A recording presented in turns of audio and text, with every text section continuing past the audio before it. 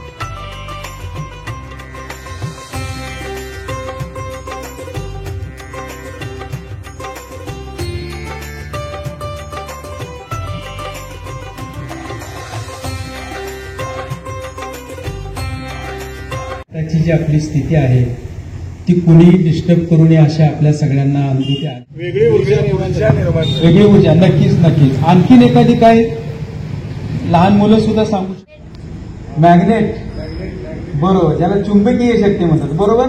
योग घेतला म्हणजेच काहीतरी भगवस्त्र घालून प्रयागराजला जाणं हा या योगामध्ये उद्देश नाहीये. आपण संसारात राहिलेले लोक आहोत, आपल्याला ते करणं चालेल का?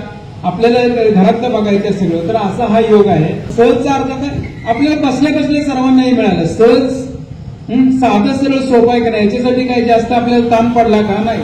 आपण 2-3 ठिकाणी हात ठेवला, प्रार्थना मात्र हृदयापासून केली आपण, ते आपल्याला मिळालं. तर सहज म्हणजे साधं सरळ सोपा असा योग आहे. सहचा दुसरा अर्थ पण असा आहे, सह म्हणजे बरोबर, जो म्हणजे जन्मापासून, जो योग आपल्यामध्ये जन्मोजन्मांपासून आहे असा हा योग आहे.